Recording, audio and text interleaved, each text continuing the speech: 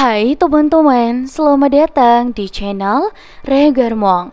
Hari ini kita akan membahas sebuah alur cerita film yang menyeramkan. Kira-kira bagaimana ya keseruan dari alur cerita film yang satu ini?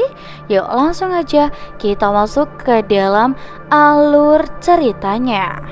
Di awal cerita kita diperkenalkan kepada seorang wanita yang bernama Natalia. Natalia adalah gadis perawan yang mendedikasikan hidupnya menjadi seorang biarawati dan dia tinggal di asrama tempat para biarawati. Hari itu Natalie dipanggil oleh salah satu suster pembimbing. Natalie di sana beritahukan kabar duka kalau ternyata kedua orang tua Natalie mengalami kecelakaan hebat yang mengakibatkan ibunya tewas. Suster pembimbing mengizinkan Natalie jika dia ingin kembali pulang. Setelah mendapatkan izin, Natalie pun langsung berpamitan.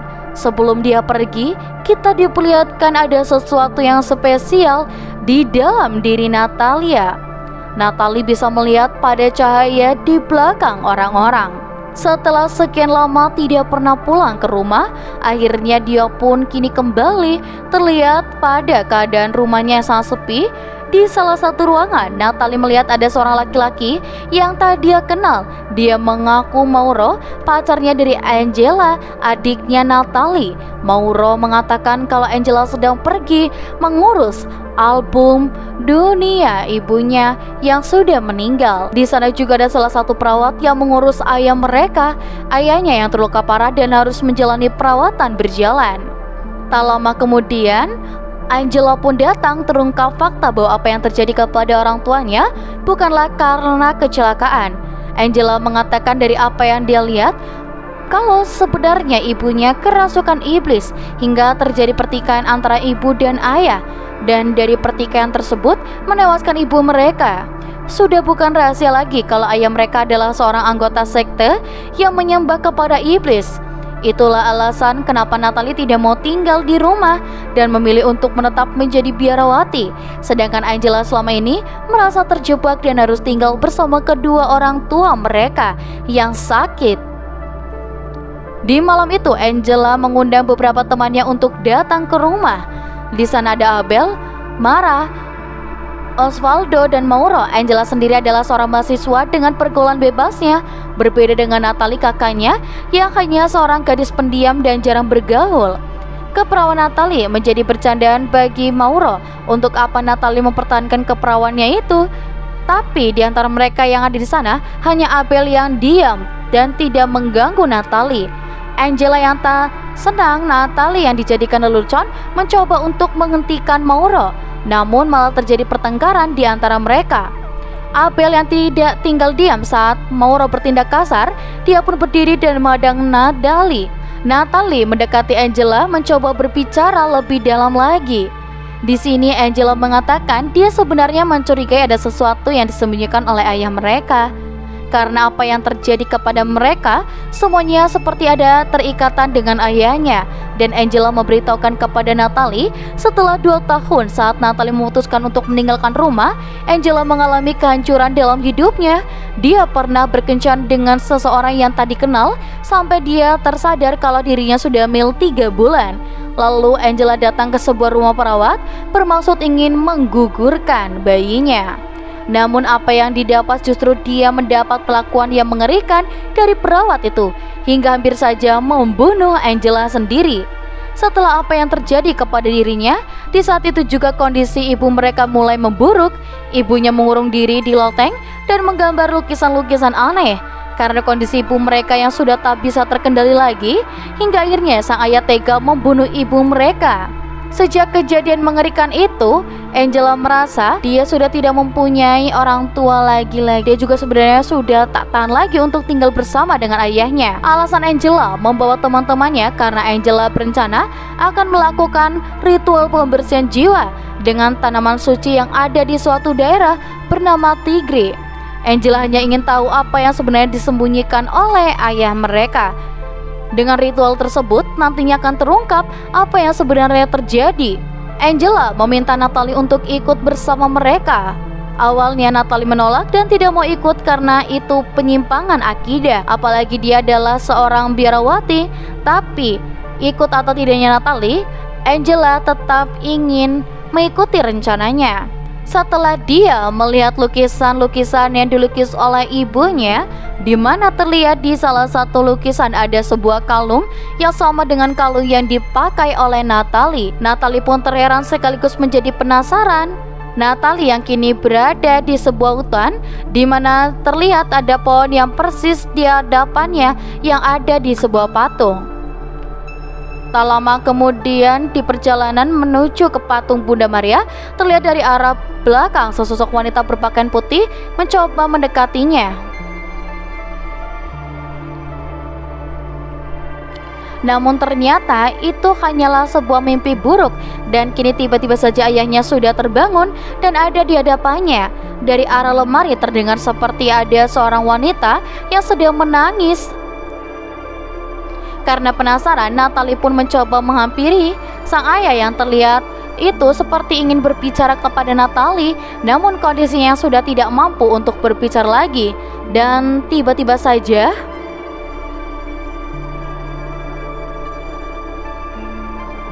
di keesokan paginya, Natalie pun memutuskan akan ikut bersama dengan mereka.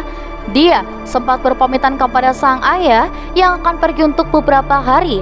Sang ayah hanya bisa meronta-ronta saat Natalie yang akan pergi, seperti ada sesuatu yang ingin dia bicarakan.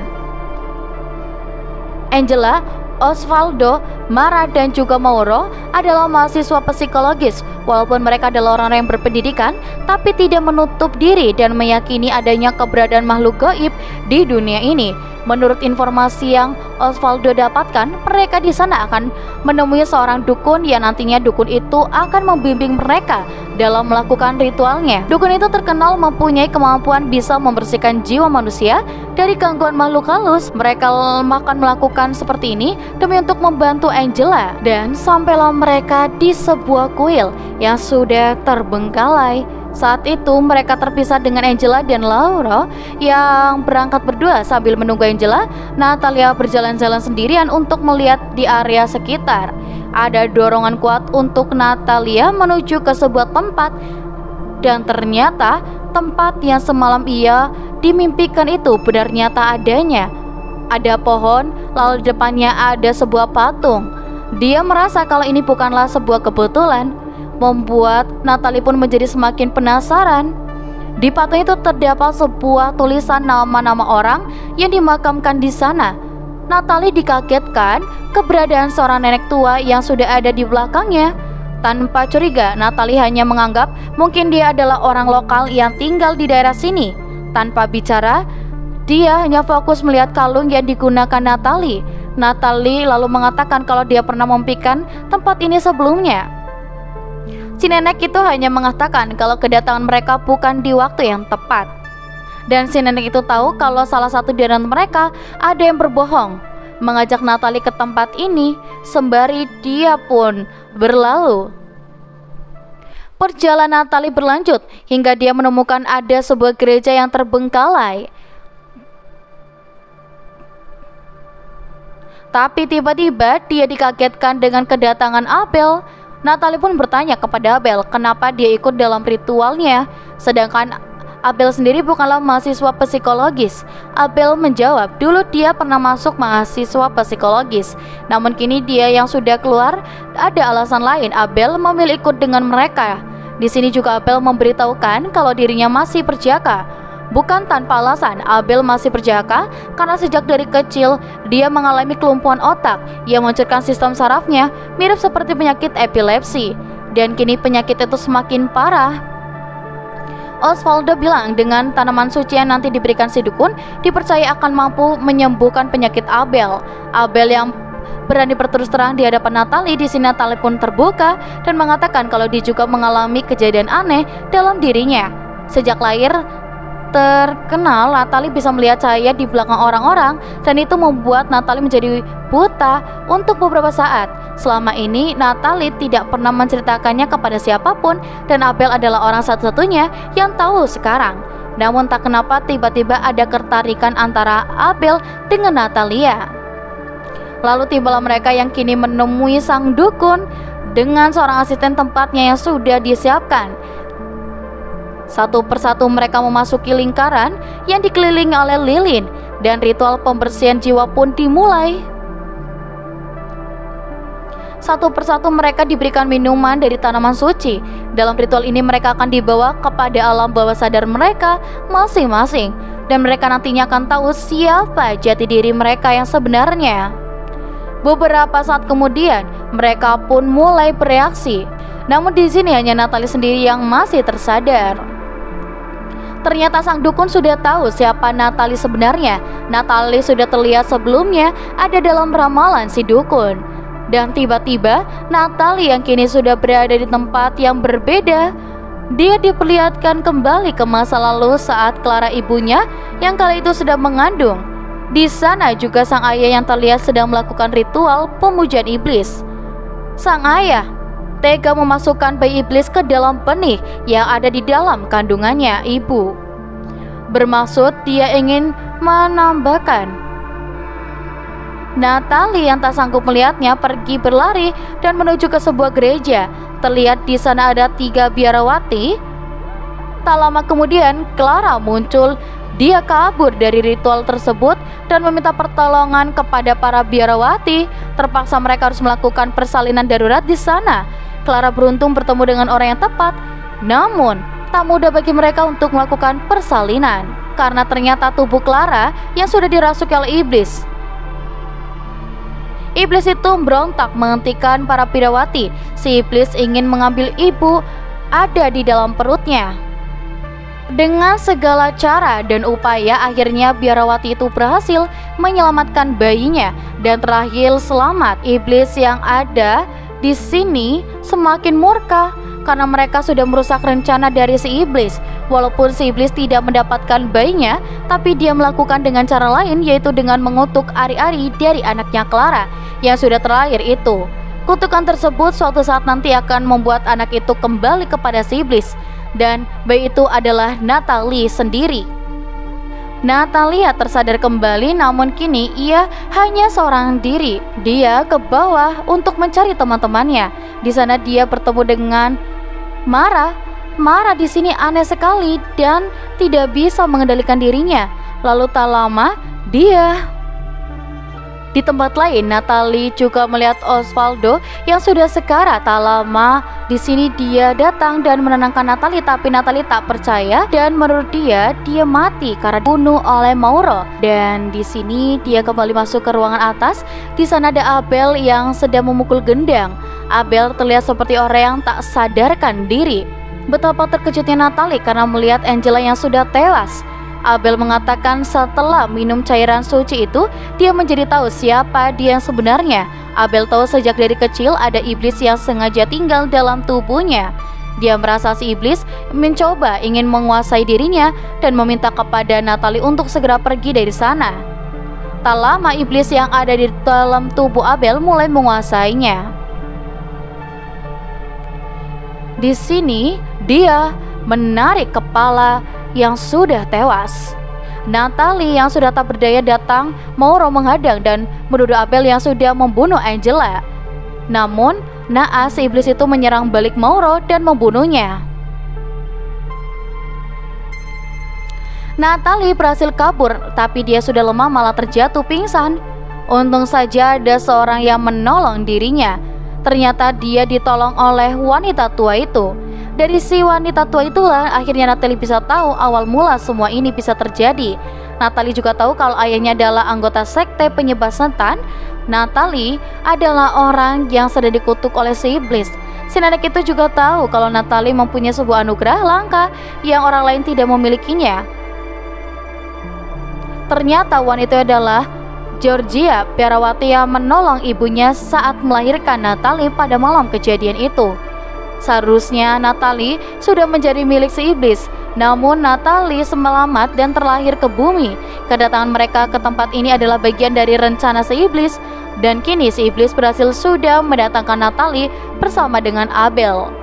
Abel sama seperti Natalie adalah korban yang selamat, bukan karena kebetulan Natalie bertemu dengan Abel dan mereka berdua dibiarkan hidup. Abel dan Natalie adalah orang yang masih perawan dan perjaka. Kesucian mereka dijaga oleh iblis untuk nantinya akan diambil, disatukan. Itulah kenapa dari awal Natalie dan Abel seperti ada ketertarikan satu sama lain. Si iblis sengaja menjadikan Abel sebagai pasangan untuk Natalie. Di sini Georgia mencoba akan membantu Natalie agar Natalie bisa terlepas dari kutukan si iblis. Saat mereka kembali, kebetulan Abel yang sedang tertidur. Tak membuang kesempatan, Georgia mempersiapkan segala sesuatunya. Dia menaburkan garam untuk menjadi pembatas antara si iblis dengan manusia. Lalu setelah itu Georgia menyuruh Natalie untuk meminum air suci ke dalam mulutnya si Abel, sementara dia yang akan membacakan mantra-mantra pengusiran iblis. Tak lama kemudian Abel terbangun dan langsung menyerang mereka. Serbu garam itu mampu mengurung si iblis di dalam lingkaran tersebut. Di sini terungkap kalau yang mengambil Angela adalah ulah dari si iblis dan menjadikan anak Angela sebagai santapannya.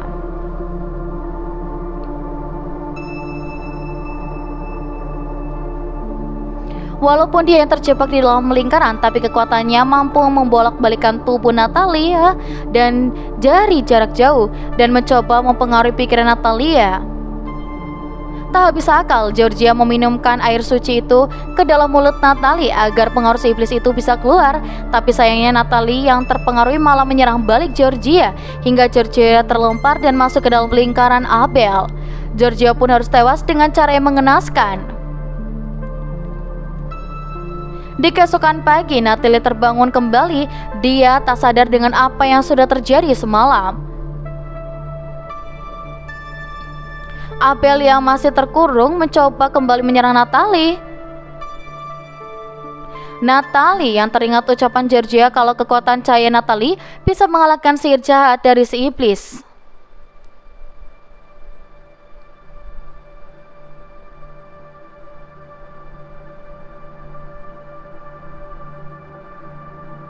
Lalu di sini iblis itu pun mulai luluh dan memanggil Natalia dengan nama Luciferina, nama panggilan bagi iblis wanita. Iblis yang ada di dalam tubuh Abel jatuh cinta kepada Natalia dan dia menyuruh Natalia untuk pergi dari sana.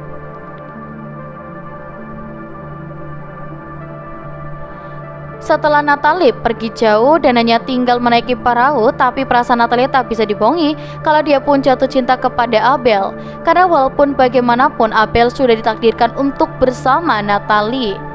Perasaan cinta yang teramat dalam kepada Abel membuat Natalie menjadi buta. Dia nekat berpaling dari Tuhan, lalu dia pun mencari Abel. Dia akan memberikan kesuciannya kepada Abel. Tak lama Abel pun kembali bersama iblis yang menguasai tubuhnya.